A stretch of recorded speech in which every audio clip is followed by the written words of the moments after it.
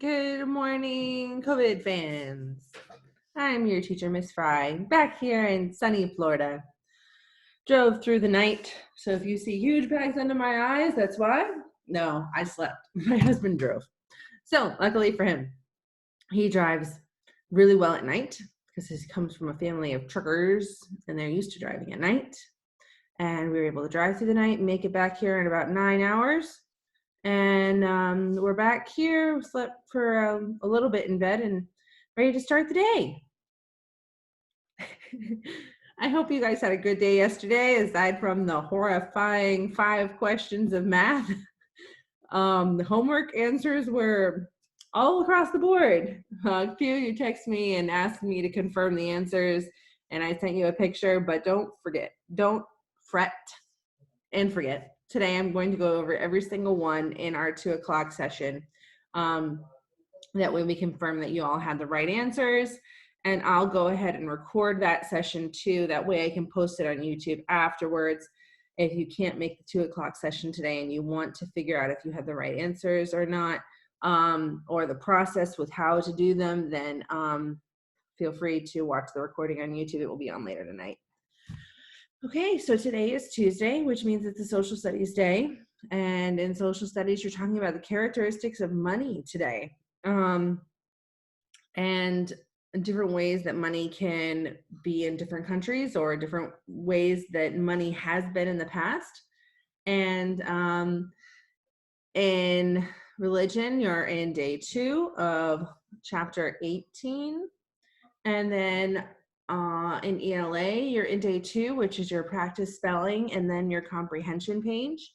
So today in math, we're on page 432. And again, it's another problem solving page with all word problems. But promise, you only have to do odds today. Now there are quite a few more than yesterday, but that means that they are quite a bit easier. Okay?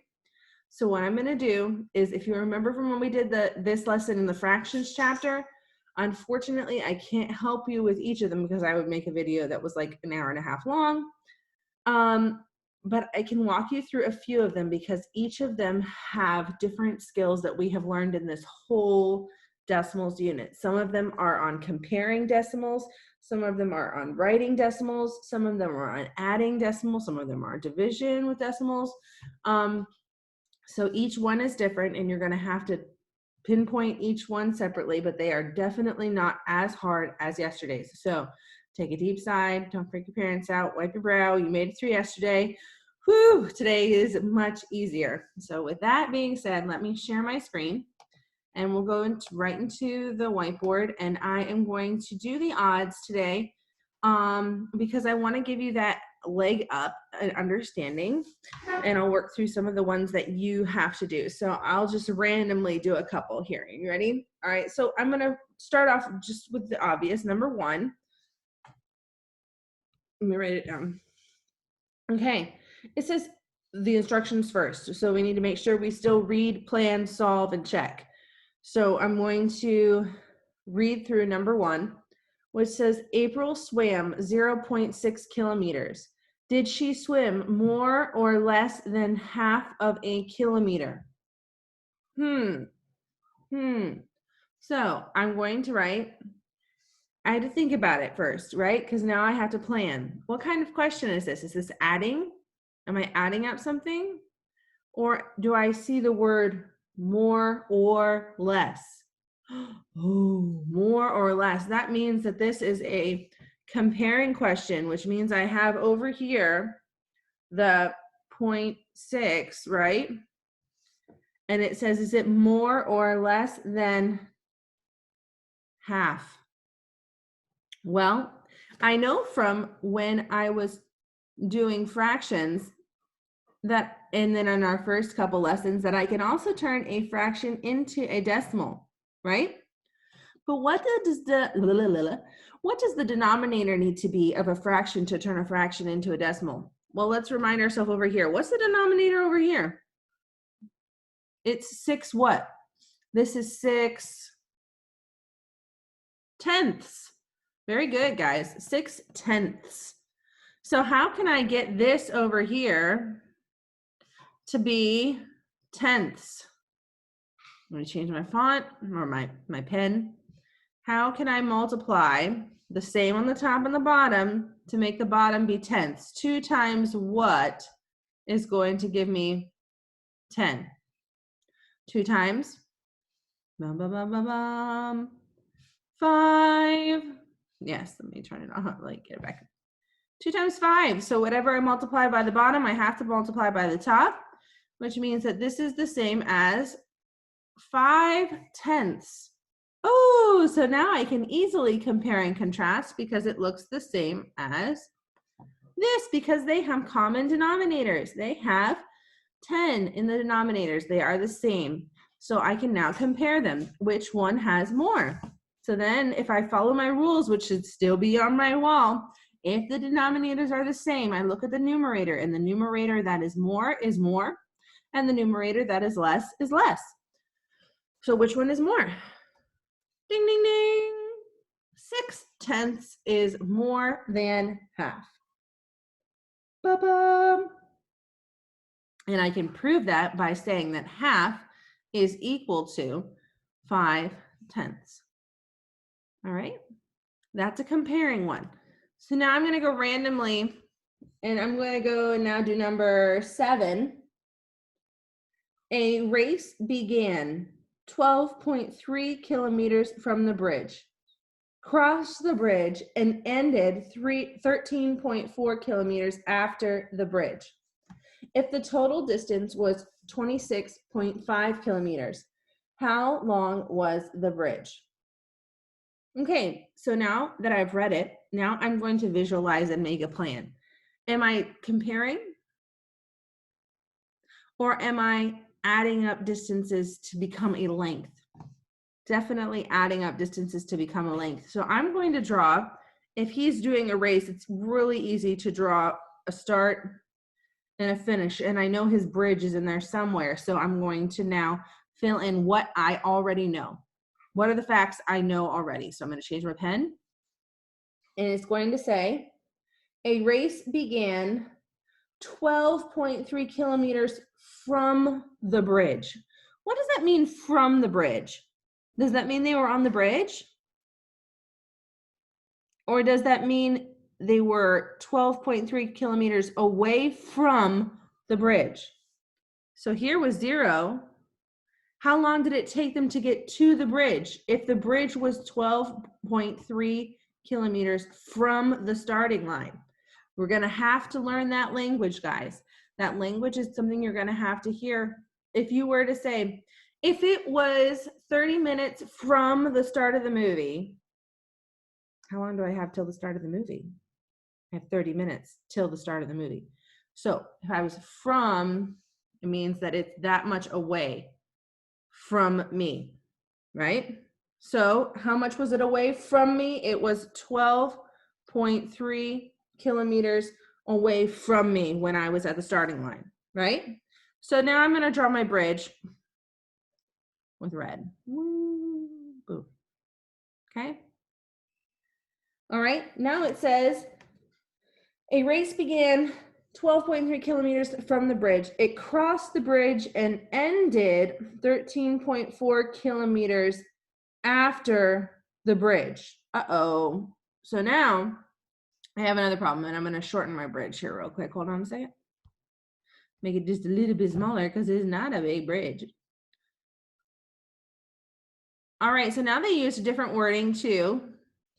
So if we used from to say that we were away from it, right? We were 12.3 kilometers away from it. Now we have one that says it ended, the end was 13.4 kilometers after the bridge. So if I'm at the end of the bridge and I'm looking onward until the end, how much after is it? Well, boom, we know that this is 13.4 kilometers. Whoa, hold on, I just made my movie nice and huge. I gotta shrink myself again. Shrink. I made my video. All right, whatever, I'll just move my big face somewhere. Okay, 13.4 kilometers away from the end of the bridge. So I know that this is 13.4 kilometers away from me, right? Oh man. And then it tells me if the total distance of the race was, oh, so now I'm at the total distance of the race. It's the whole thing. If the whole thing was 26.5, how long was the bridge? Well, I have two distances here. I know that from here to here is 12.3, and I know from here to here is 13.4. What operation do I do if I have a missing number? Subtraction, right. But in order to do subtraction, I have to do addition first because I want to add up this distance A plus this distance B. Okay, so I'm going to change my pen and I'm going to do it over here so it's not in the way of anybody. I'm going to add up how much distance I already know from my picture. I know that I have 12.3, right? That was from the start to the bridge. And I know that I have 13.4 from the bridge to the end. So how long did I run without a bridge, right? This was without a bridge, and this was without a bridge. So I can measure that distance. Let's do it. 3 plus 4 is 7. I bring down my decimal point. 2 plus 3 is 5. 1 plus 1 is 2. I ran 25.7 kilometers on ground, right? On the ground, on the sidewalk. Now I can find my missing number. And what operation do I use to find my missing number? Subtraction. Yes, subtraction is the operation I do to find a missing number. I can do 26.5 minus 25.7. So I'm going to come over here. I'm going to do 26.5 minus 25.7. Should give me how long my bridge was, because that's my missing length. Let me change. Oh, excuse me. Let me change my pen. Let's go to green. Now, if I'm doing subtraction, I make sure my bigger number's on top. Yes, my 26 is on top of 25.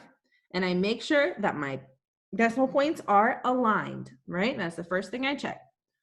Next, when I'm doing subtraction, can I take 7 away from 5? No, 5 is way too small. It's missing. So I have to regroup, which means I'm going to take 1 away from the 6 and I'm going to leave it with 5. And I'm going to regroup a 1 over here. Now I have 15 minus 7 is 8. Bring down my decimal point. Now I have 5 minus 5 is 0 and 2 minus 2 is 0. How long was my bridge? Let's check to make sure my answer is right, and it is, yay! My bridge was 0.8 kilometers, you can do that, long. Because I know that if I add together A plus B, and I call this C, that should equal 26.5. And that one you are using addition and subtraction to find the missing lengths. Okay. I'm going to switch to the next page.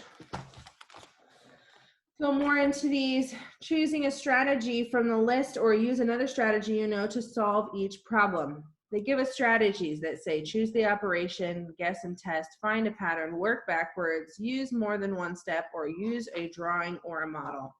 There's all those different strategies that we have used in math so far that you can use to answer these word problems. Now, let me clear, and I'm going to do 2 over here with you. I'm going to do 2 that you would have to be doing. So I'm going to do number 11. I really want to figure out how to make myself smaller here. Hold on. My video is taking up all my space. Hold on. I don't know how to do it. Oh, I'm going to pause my recording and figure out how to make myself smaller real quick. Hold on. I figured it out. You have to use the mouse. Okay, so you can see my drawings all over the board. trying to figure it out, but I did. Here we go. So number 11, and I can write it. Here we go. There were 8 red flags at the finish line. Joe put 2 blue flags between each of the red flags. How many blue flags did Joe use? Use a drawing or a model to explain. All right, so number 11, let's read it again and find out what I know and then come up with a plan. I definitely know I'm going to be using a drawing, okay? So it says there were 8 red flags at the finish line. So what should I do? Nice and big. Give yourself space. 1, 2, 3, 4, 5, 6, 7, 8. At the finish line. Okay? Next. Joe put 2 blue flags between each of the red flags. What does between mean?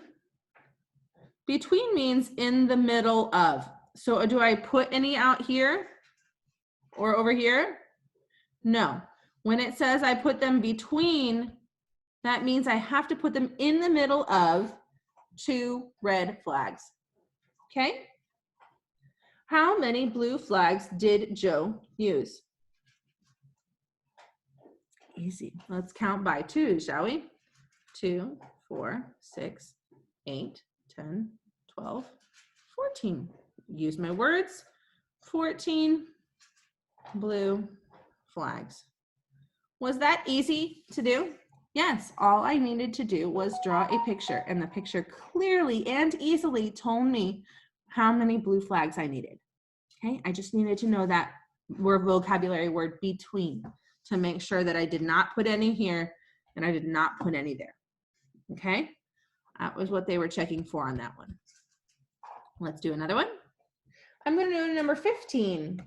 Okay, this says Nick added. Already they're telling you what you're going to have to do. What are you going to do? Add, apparently, 2.3 and 6.2 on a calculator. When he saw the sum 10.5 on the display, Nick knew he had not cleared the calculator. What number had not been cleared? Let's see what happens. So I know if Nick added, then I want to try and add. So let's try and do his problem here. Nick added 2.3 and 6.2 on a calculator. What should his answer have said? Let's try and figure that out. If I have 3 plus 2, that's 5. Bring down my decimal point, and 6 plus 2 is 8. This should have been his correct answer. Do you see? I had to do that first. When I'm reading my problem, my plan is to come up with what should his answer have been. That way I know. His answer should have looked like this, 8.5. But what did his answer look like? Hold on, let's read. The answer on display said 10.5. I'm going to call this my D, the displayed answer. On the calculator, it said this. That's not right. So something had to be wrong. He must have had a number in his calculator before he added it up. So he didn't clear it, which means that it added another number to his problem. Nick knew he had not cleared the calculator. What number had not been cleared? So that means that Nick had another problem up here already in his calculator. Well, from the last one we did, we know that to find a missing number, because we don't know what this number is, in order to find a missing number, what operation do I have to use? Subtraction! I put the big number on top and I put the small number on the bottom. And that will give me this missing number up here. So let's do it. 5 minus 5 is 0. 0 minus 8. I can't do that. I have to regroup. I leave a 0. I bring over the 1. Now I have 10. 10 take away 8 is 2. Bing, bing, bing, bing, bing. My missing number is 2. What number did he already have in the calculator before he started to work on this problem? He had a 2. Okay. Do not forget to do number 17 too. You do not have to do number 18 because 18 is an even. So you should be all good to go. If you need help with the other ones, of course, once we figure out yesterday's 5 questions, well, actually 3 questions because I did 2 in my video. Once we do on the 2 o'clock session today, once we do the other 3, then we'll go over any questions you have in this. These are definitely not as hard as yesterday, definitely not as much thinking through, okay? They'll be very upfront, whether they're comparing or adding or subtracting or multiplying or dividing. They're very clear. If not, then text me and I'll let you know, or join us in the 2 o'clock session. Alrighty, I hope you all have a fantastic day. Let me look at the lesson plan real quick here and see what crazy day we have today in Zoom. Today is Animal Tuesday. Oh, so bring your animals, stuffed animals, shirts of animals, glasses of animals, whatever you want to do. Bring your animals. We can talk about them before we start, and then we'll talk about them at the end, but then make sure they're not distracting during class. All right, see you then. Bye.